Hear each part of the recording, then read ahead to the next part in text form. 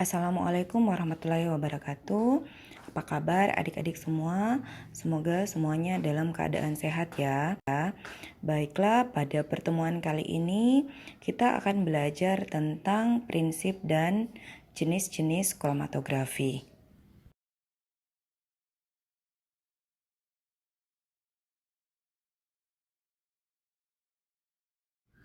Pada pertemuan ini kita akan membahas mengenai pertama definisi dari kromatografi, kemudian sejarah kromatografi, istilah-istilah penting yang meliputi polaritas, ini kita sudah pelajari pada materi sebelumnya, kemudian partisi dan adsorpsi, kemudian jenis-jenis kromatografi.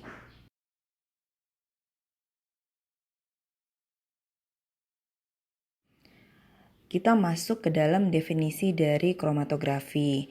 Jadi kata kromatografi itu diturunkan dari bahasa Yunani, yaitu kroma yang artinya warna dan grafein yang artinya tulisan. Jadi kalau dari asal kata, kita akan mendefinisikan kromatografi sebagai tulisan yang berwarna. Nah, kalau dari definisi istilah, maka kromatografi itu adalah teknik pemisahan ya. Jadi ini juga termasuk teknik pemisahan. Teknik pemisahan campuran yang didasarkan atas perbedaan distribusi dari komponen-komponen cairan tersebut di antara dua fase, yaitu fase diam. Fase diamnya dapat berupa padat atau cair, dan fase gerak yang dapat berupa cair atau gas. Kita akan bisa lebih mengerti definisi dari kromatografi ini setelah kita mempelajari tentang prinsip-prinsip penting yang ada di dalam kromatografi.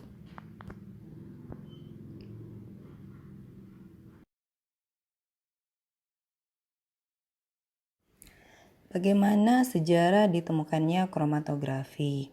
Ya, jadi di sini untuk sejarah kromatografi, pertama-tama saya akan mengungkapkan seorang tokoh kromatografi yang namanya adalah Mikhail Sweet. Dia dari Rusia dan hidup dari tahun 1872 hingga 1999. Mikhail Sweet ini adalah seorang botanis. Nah, jadi sebenarnya istilah kromatografi itu pertama kali utarakan oleh Mikhail Sweet ini. Jadi diambil dari bahasa Yunani yang tadi, tetapi pertama kali diutarakan oleh Mikhail Sweet. Nah, Mikhail Sweet ini dia menggunakan kromatografi untuk memisahkan pigmen tanaman atau kloroplas dengan menggunakan kalsium karbonat dan petroleum ether.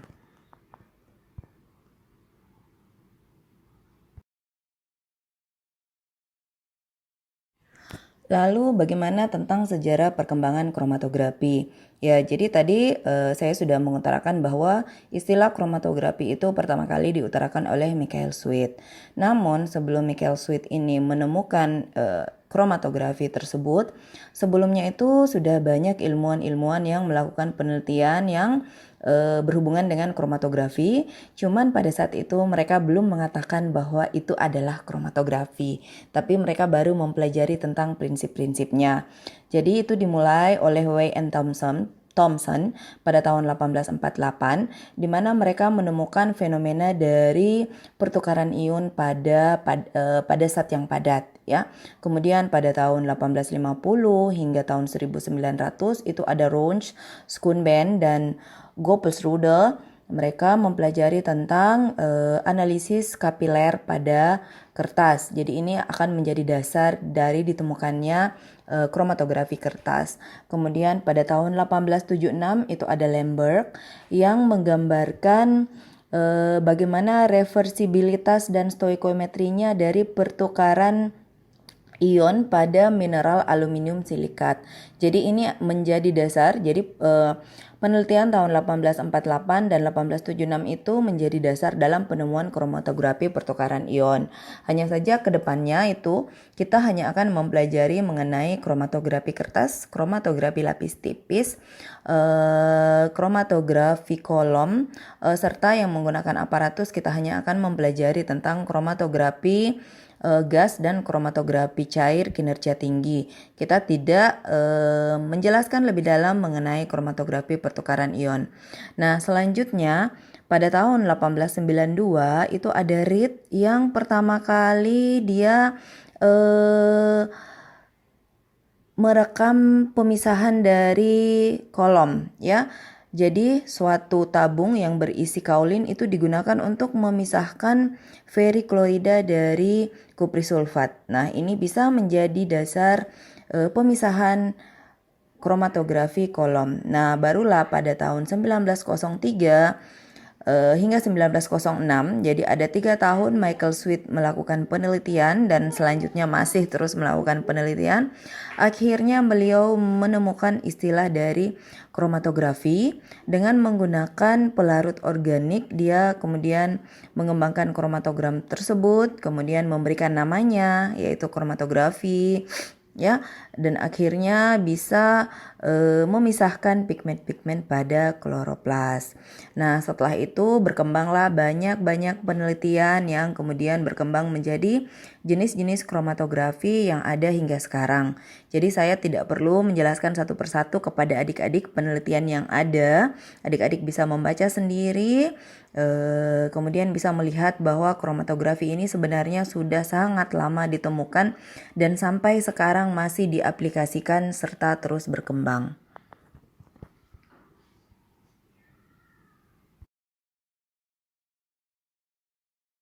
Nah, di slide berikutnya ini kita melihat perkembangan penelitian mengenai kromatografi dari tahun 1940-an hingga tahun 1960-an. Nah, kalau di slide sebelumnya kita melihat bahwa para peneliti tersebut baru mempelajari tentang prinsip-prinsip kromatografi.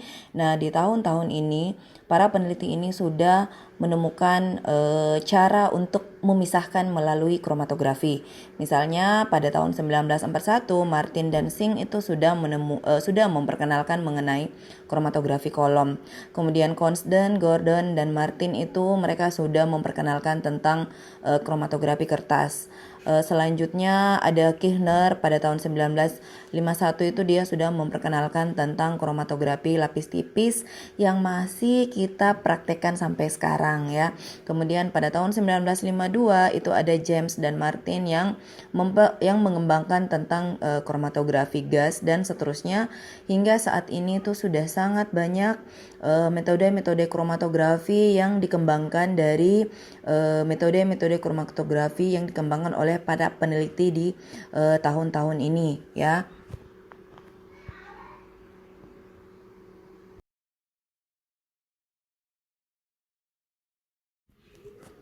Beberapa istilah penting yang akan kita pelajari dalam kromatografi yaitu mengenai polaritas, partisi, dan juga adsorpsi. Jadi ketiga istilah penting ini adalah prinsip dari pelaksanaan kromatografi jenis apapun yang akan kita pelajari nantinya.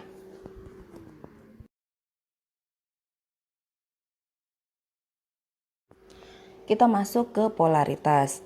Nah, sebenarnya polaritas ini sudah kita pelajari dalam pertemuan sebelumnya. Ada 3 pertemuan sebelumnya, yaitu tentang metode pemisahan serta metode fraksinasi, konsep penting pemisahan dan metode fraksinasi. Kita banyak belajar tentang polaritas di situ. Nah, di sini polaritas itu dia sangat penting untuk kromatografi. Kenapa dia penting untuk kromatografi? Karena polaritas itu dia menunjukkan adanya pemisahan kutub muatan positif dan negatif dari suatu molekul sebagai akibat dari terbentuknya konfigurasi tertentu dari atom-atom penyusunnya. Nah, molekul tersebut itu dapat tertarik oleh molekul lain yang memiliki polaritas, di mana tingkat pemisahan dari molekul-molekul tersebut itu akan menentukan polaritas dan daya tariknya.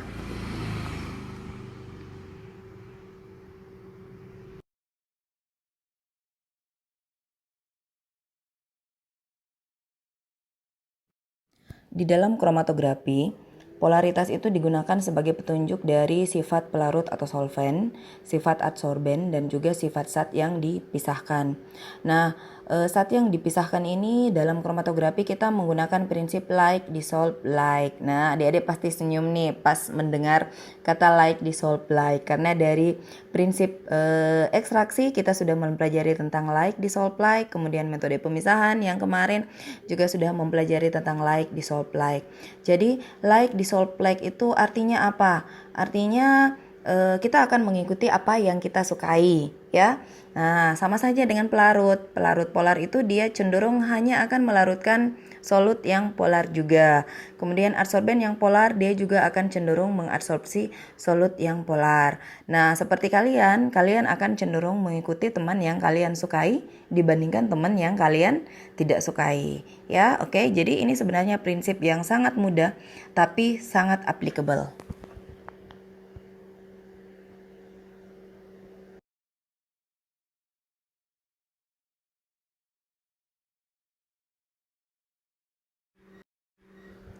Nah, di slide ini ditampilkan tentang polaritas relatif berbagai jenis pelarut. Nah, kita bisa melihat di tabel sebelah kiri itu ditampilkan konstanta dielektrik, ya, dari senyawa yang memiliki konstanta dielektrik paling kecil, bukan paling kecil ya, tapi yang kecil sampai yang paling besar. Kemudian kita melihat di sebelah kanan itu ada jenis pelarut, ya. Jadi kalau kita melihat petroleum ringan seperti petroleum ether, heksana, dan heptana itu dia memiliki konstanta dielektrik 1,89. Nah, turun-turun ke bawah itu konstanta dielektriknya itu semakin besar, ya. Hingga yang paling besar, paling bawah itu adalah air yang memiliki konstanta dielektrik 80,37. Nah, kira-kira apa kesimpulan yang bisa kita tarik dari tabel ini?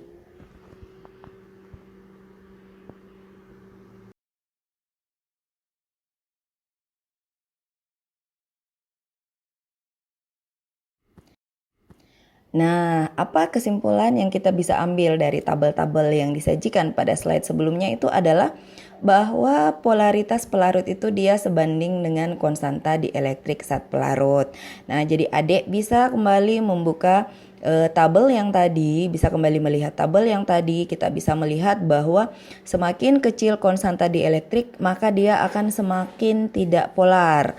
Semakin besar konstanta dielektrik, maka dia akan semakin polar. Nah, kalau kita mengingat pertanyaan pada Kulwap kemarin, ada yang bertanya kenapa kalau kita menggunakan pelarut seperti heksan, maka kita akan menarik senyawa-senyawa yang tidak memiliki muatan listrik atau tidak dapat berionisasi. Ya, jadi kita lihat bahwa heksan tadi memiliki konstanta dielektrik yang kecil.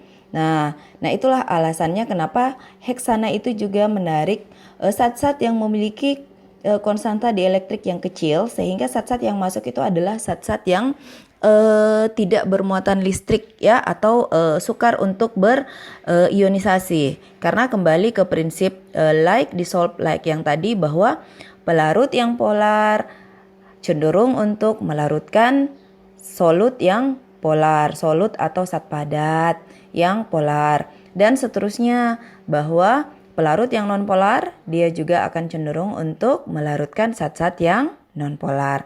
Saya rasa ini sudah pasti sangat dimengerti oleh adik-adik semua, ya.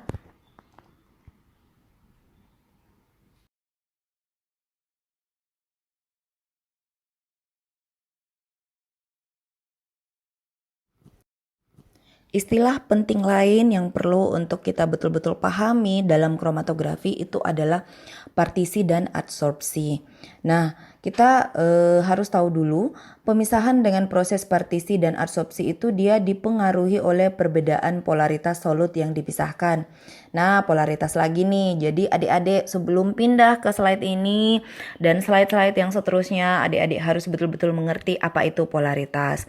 Nah, polaritas itu merupakan faktor yang menentukan daya larut atau kemampuan dari partisi dan adsorpsi solut, ya. Jadi adik-adik sebelum ke slide sebelumnya harus betul-betul paham dulu apa itu polaritas.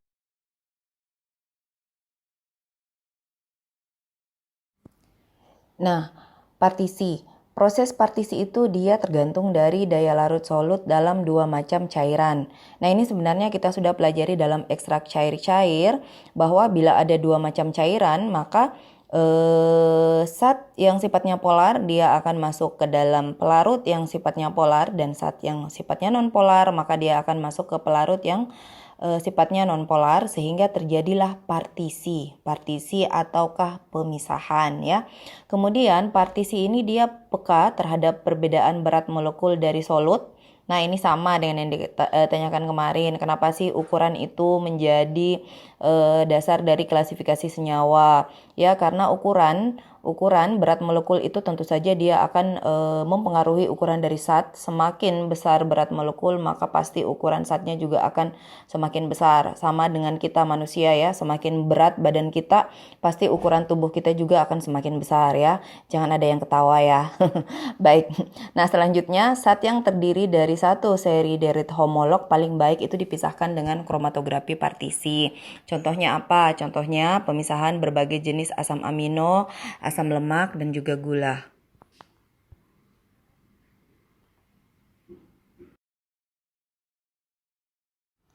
Nah, sekarang kita belajar tentang adsorpsi. Adsorpsi itu dia peka terhadap bentuk stereometri dari solut yang dipisahkan. Kemudian banyaknya solut yang dapat diabsorpsi pada permukaan adsorben itu dia tergantung dari konfigurasi solut. Kemampuan dari solut untuk diadsorpsi itu menentukan kemudahan solut untuk dipisahkan dengan kromatografi adsorpsi. Kemudian dia cocok untuk memisahkan campuran solut yang serupa tetapi mempunyai perbedaan bentuk stereometrik.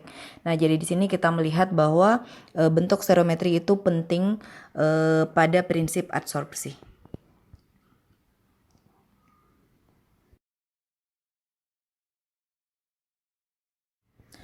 Setelah kita memahami apa itu partisi dan adsorpsi, sekarang kita melihat apa yang menjadi dasar dari pemisahan kromatografi. Dasar pemisahan dari kromatografi itu adalah perbedaan kecepatan migrasi komponen atau senyawa-senyawa yang dibawa oleh fase gerak dan ditahan secara selektif oleh fase diam. Adik-adik bisa lebih mengerti dasar pemisahan ini nanti pada jenis-jenis kromatografi yang akan dijelaskan masing-masing ya.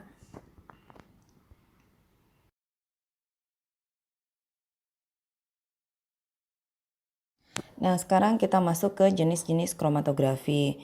Jadi, kromatografi itu pertama-tama dia dapat dibedakan berdasarkan bentuk fase diamnya, ya. Jadi, ada kromatografi yang bentuk fase diamnya itu berbentuk planar atau datar. Itu dibedakan menjadi kromatografi lapis tipis dan kromatografi kertas. Selanjutnya, ada juga yang fase diamnya itu berupa kolom. Fase diam yang berupa kolom itu dibedakan menjadi kromatografi gas dan kromatografi cair.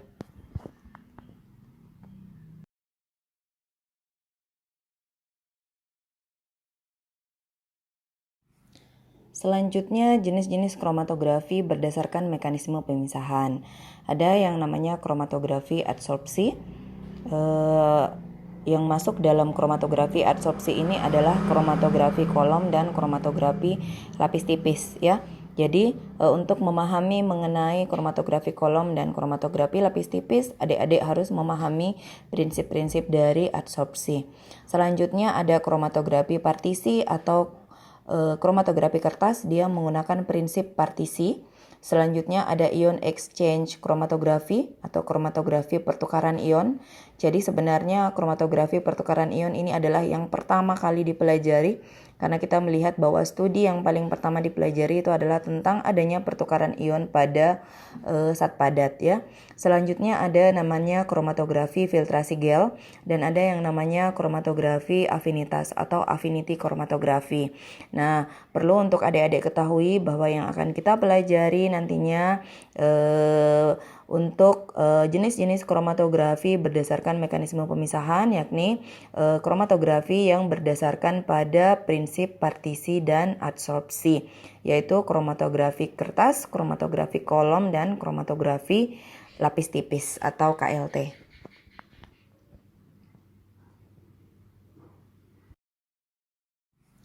Selanjutnya, jenis-jenis kromatografi berdasarkan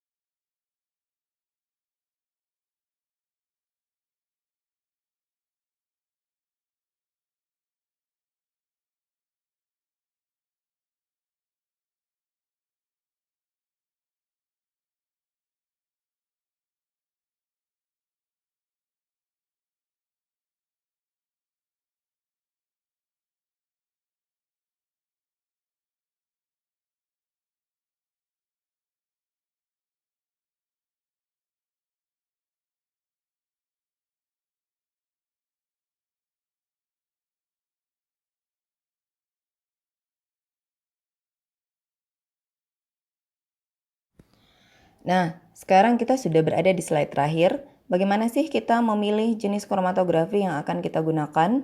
Ya, jadi bagaimana kita memilih jenis kromatografi yang akan kita gunakan itu? Pertama, kita melihat dari kemudahan pelaksanaan. Kemudian kita melihat dari tujuan pemisahan, apakah itu preparatif ataukah untuk analitik. Kemudian yang ketiga, kita melihat bentuk senyawa yang dipisahkan, yaitu kita melihat volatilitas. Volatilitas itu penguapannya ya, apakah dia mudah menguap ataukah tidak mudah menguap.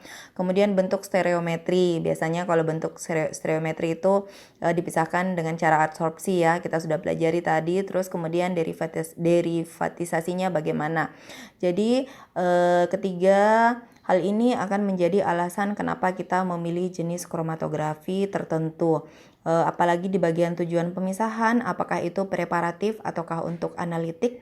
Adik-adik perlu tahu bahwa pemisahan, kalau kita memisahkan secara preparatif itu berarti kita melakukan metode pemisahan, kita ingin memang betul-betul memisahkan senyawa tersebut sampai kita bisa melakukan isolasi. Sementara kalau untuk tujuan analitik itu adalah kita mau tahu ini ada berapa senyawa yang ada di dalamnya, itu adalah analisis. Kita hanya mau tahu ada berapa senyawa dan senyawa apa yang ada di situ. Tetapi kalau preparatif itu berarti kita betul-betul ingin memisahkan hingga kita mendapatkan senyawa isolasi yang murni ya.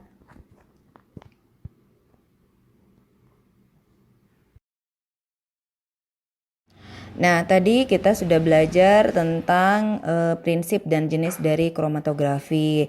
Nah, bila ada yang adik-adik belum mengerti dan ingin bertanya, silahkan untuk japri moderator Kulwab 2 kita pada minggu ini dan ajukan pertanyaannya ya.